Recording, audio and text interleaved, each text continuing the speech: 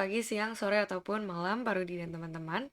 Dalam kesempatan kali ini, saya Sheryl Gracella dari Program Studi Teknik Industri UPH Angkatan 2020 akan mempresentasikan mengenai salah satu topik dari mata kuliah manajemen perusahaan, yaitu Analyzing the Marketing Environment. Nah, kita akan mulai dari definisi marketing environment atau lingkungan pemasaran, yang mana merupakan lingkungan yang meliputi aktor dan kekuatan dari luar pemasaran yang dapat mempengaruhi kemampuan suatu manajemen marketing untuk dapat membangun serta mempertahankan hubungan yang baik dengan pelanggan. Nah, dalam kesempatan kali ini kita akan berfokus kepada microenvironment serta macroenvironment daripada perusahaan, yang mana akan dimulai dari microenvironment, yang merupakan suatu lingkungan yang mencakup pelaku atau biasa disebut juga sebagai actors yang dekat dengan perusahaan, yang mana dapat mempengaruhi kemampuan untuk melayani pelanggan, perusahaan, supplier, perantara marketing atau marketing intermediaries, kompetitor, pasar pelanggan, serta juga publik. Sedangkan untuk macro environment berasal dari kekuatan masyarakat yang lebih luas yang dapat mempengaruhi micro environment yang mana telah disebutkan definisinya sebelumnya, di mana untuk macro environment sendiri terdiri atas lingkungan demografis, ekonomi, natural, teknologi, politik, serta juga budaya. Nah, kita akan mulai dari perusahaan uh, melihat microenvironment dari suatu perusahaan, yang mana dalam contoh kali ini yang kita pilih adalah perusahaan McDonald's. Nah, untuk komponen yang pertama yaitu the company atau perusahaannya sendiri, kita mengetahui bahwa perencanaan pemasaran suatu marketing pastinya akan melibatkan bagian-bagian dari organisasi yang biasanya mencakup top management, finance, R&D atau resource and development, purchasing, operations, human resource, serta juga accounting. Nah, mana McDonald's sebagai perusahaan yang telah kita ketahui telah memiliki nama dan juga telah ada sejak lama, juga melibatkan atau menerapkan hal-hal ini di dalam perusahaannya, tentunya sesuai dengan struktur organisasi yang telah ditetapkan di perusahaan. Nah, komponen berikutnya pada microenvironment adalah suppliers, di mana suppliers merupakan penyedia sumber daya yang dibutuhkan perusahaan untuk dapat menghasilkan barang ataupun jasa. Nah, di dalam contoh kali ini, karena kita mengambil perusahaan McDonald's, maka kita mengetahui yang dihasilkan dari perusahaan ini, keluarannya adalah berupa barang ya, yang mana merupakan makanan cepat saji.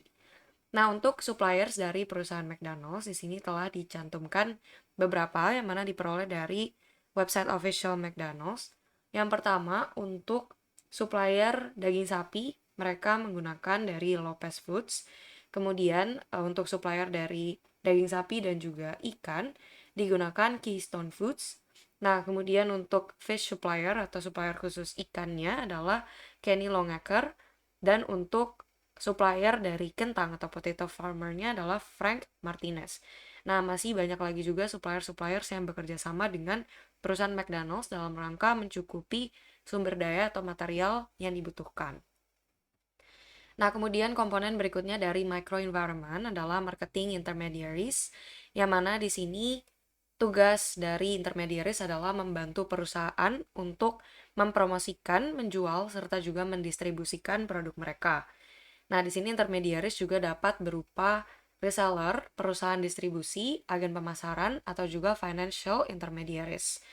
Nah, di sini salah satu contoh yang pertama dapat kita lihat pada perusahaan McDonald's adalah dalam hal minuman soft drinks, yaitu Coca-Cola nih, yang mana juga pasti telah kita ketahui.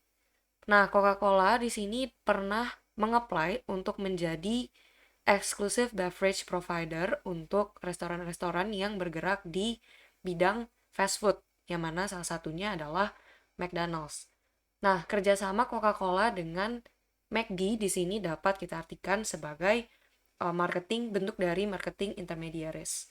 Nah, selanjutnya kita juga mengetahui perusahaan McDonald's yang mulanya ada di Amerika ini telah menyebar secara internasional sampai juga masuk ke Indonesia ya. Nah, di sini yang berperan adalah sistem dari franchising, yang mana dapat kita ketahui bahwa franchising dari McDonald's pertama kali dibuat oleh Ray Kroc, yang mana beliau melahirkan atau meluncurkan McDonald's Corporation, yang mana ini merupakan asal mula dari franchising McDonald's hingga saat ini.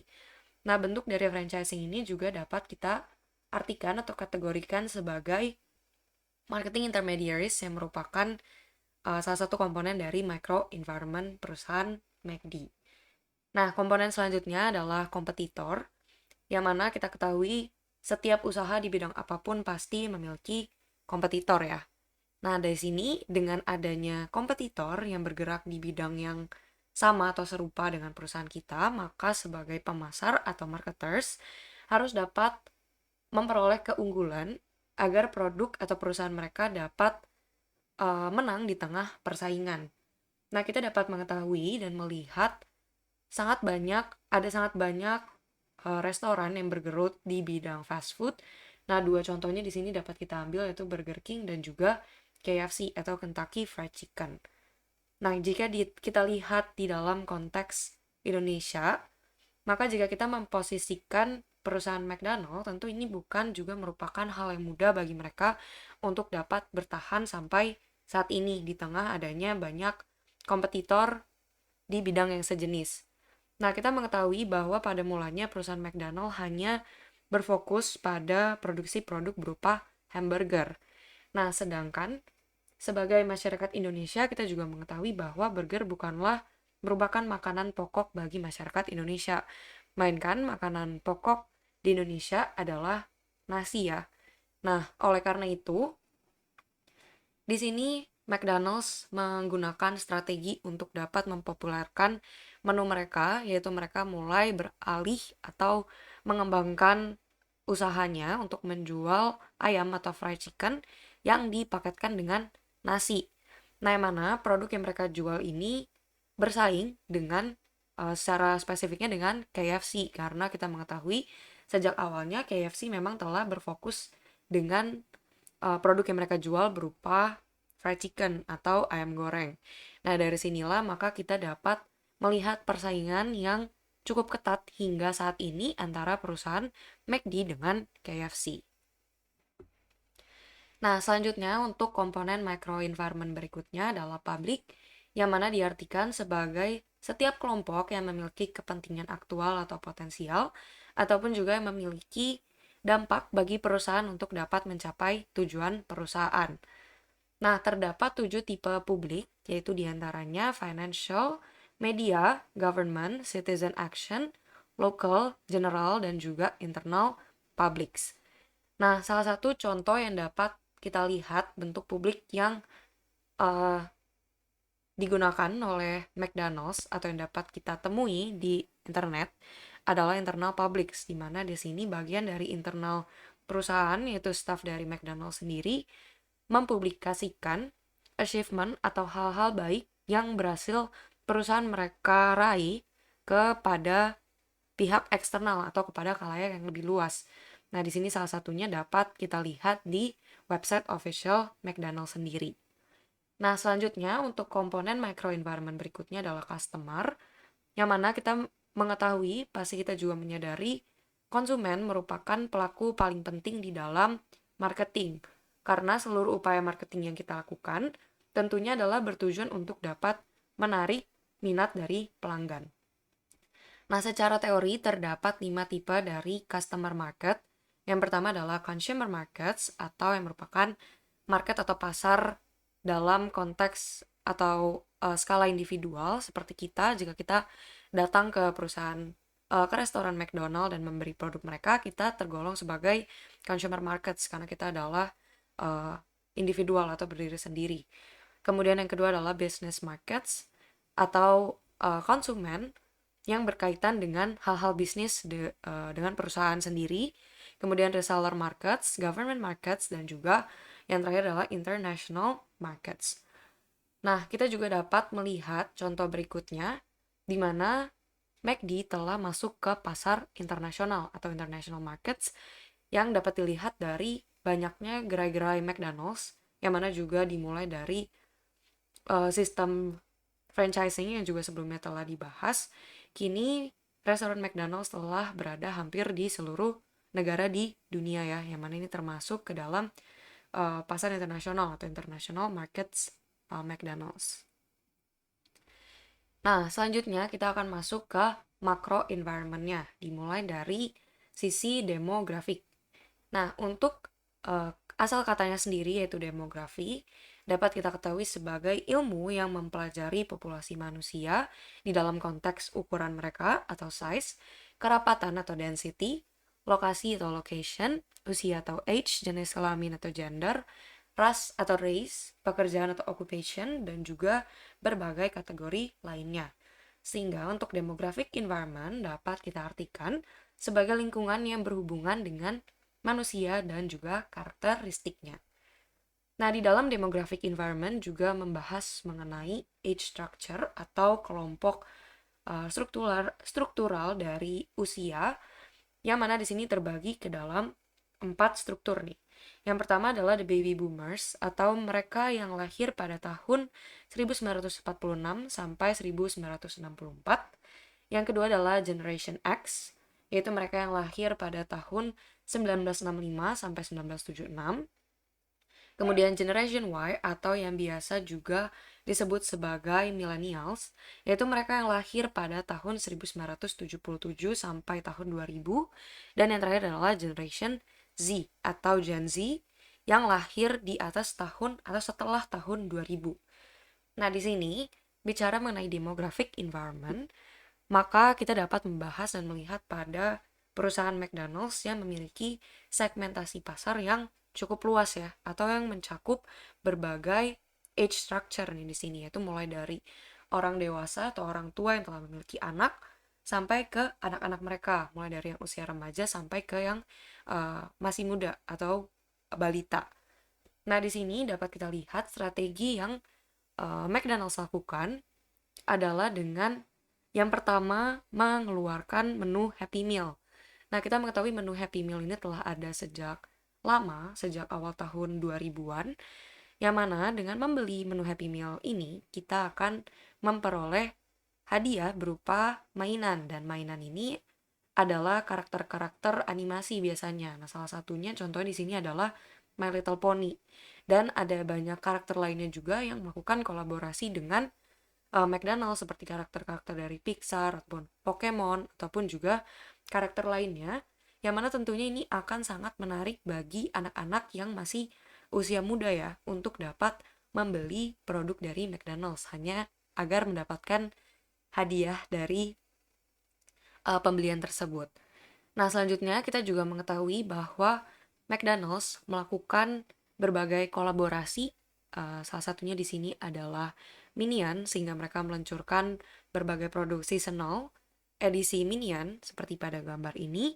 Dan hingga yang paling baru adalah kita mengetahui McDonald's melakukan kolaborasi dengan BTS, yaitu salah satu boyband dari Korea, dengan meluncurkan The BTS Meal, yang mana kita ketahui juga ini sangatlah viral di golongan masyarakat Indonesia, khususnya kalangan remaja, sehingga pada masa itu juga menuai banyak pro dan kontra, dikarenakan mengakibatkan antrian yang sangat amat panjang di berbagai gerai McD di Indonesia, padahal pada masa itu posisinya Indonesia masih berada di masa pandemi. Nah, namun dengan strategi tersebut, terbukti bahwa perusahaan McDonald, khususnya di Indonesia, yang dapat kita lihat, berhasil untuk menarik minat pelanggannya atau masyarakat dari berbagai kalangan usia ataupun karakteristik demografi.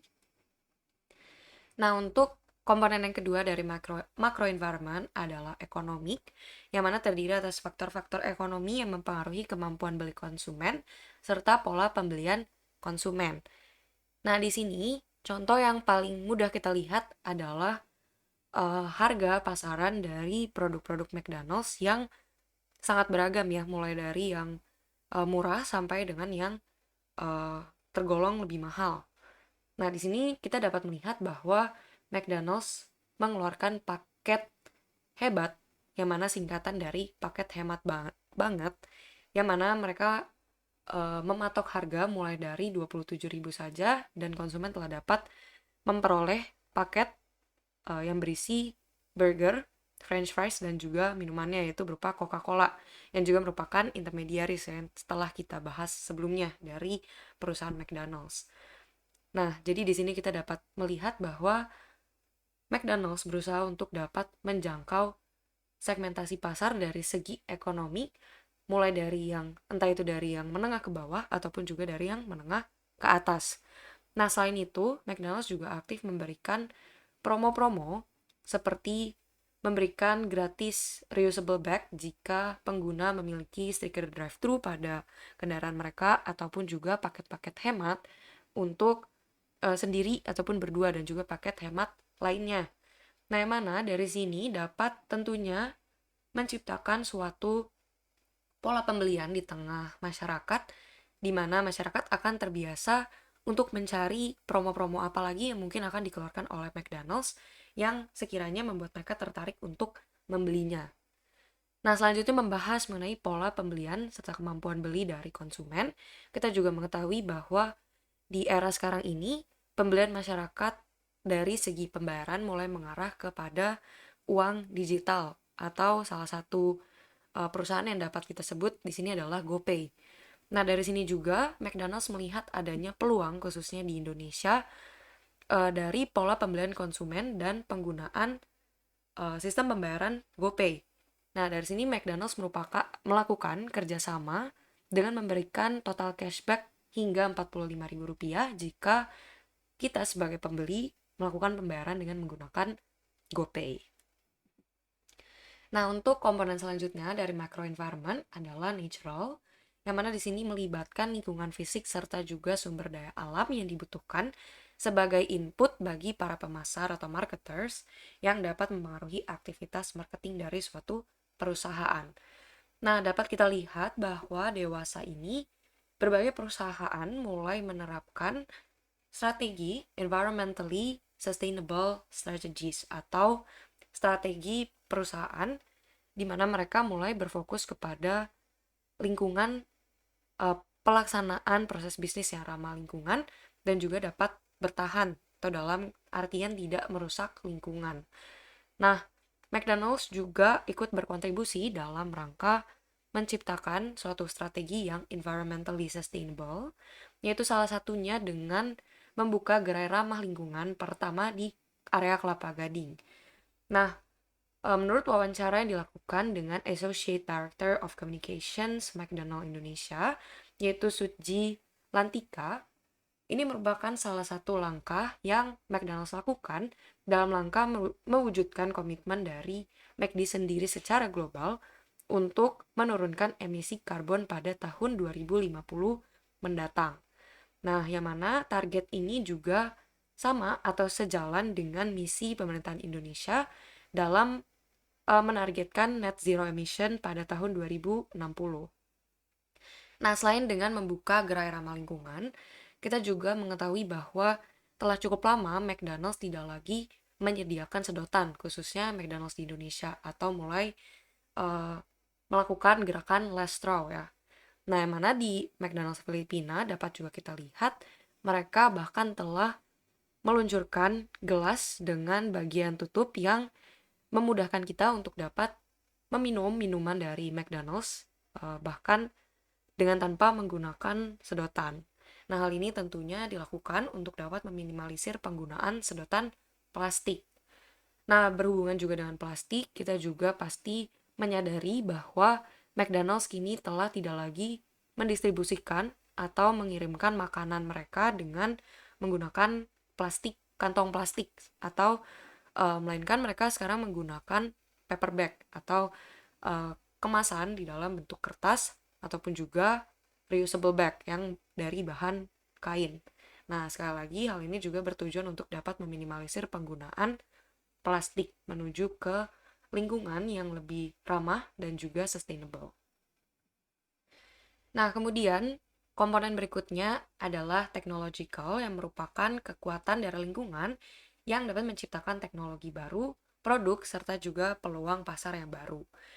Nah, di McDonald's kita mengetahui bahwa sejak lama perusahaan ini menerapkan sistem drive-thru di mana pelanggan yang tidak ingin makan di tempat atau dine-in dapat melakukan pemesanan melalui kendaraan mereka, di mana McD menyediakan satu mesin yang dapat menghubungkan memungkinkan customer untuk melakukan percakapan atau pemesanan dengan operator mereka. Nah, namun dewasa ini mulai berkembang adanya automated drive-thru, di mana nanti pelanggan tidak lagi perlu berhubungan dengan operator atau dalam tanda kutip manusia yang merupakan staf dari McD secara langsung, tapi melainkan memanfaatkan teknologi AI atau Artificial Intelligence untuk dapat memproses pesanan mereka.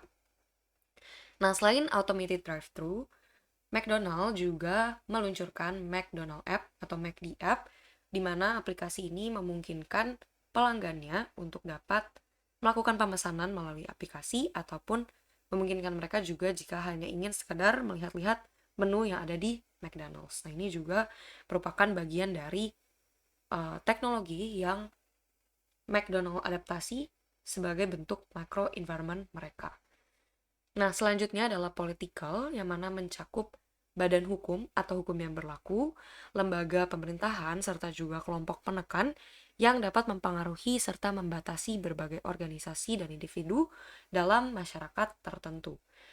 Nah, di McDonald's sendiri, di sini dapat kita lihat, khususnya di Indonesia, McDonald's telah memperoleh sertifikasi halal dari MUI, sehingga seluruh makanan yang dijual di McD adalah halal ya, yang mana ini juga telah tersertifikasi oleh Badan MUI atau Badan Hukum di Indonesia. Nah, selanjutnya yang juga terjadi baru-baru ini berkaitan dengan masa pandemi yang baru saja Indonesia lewati.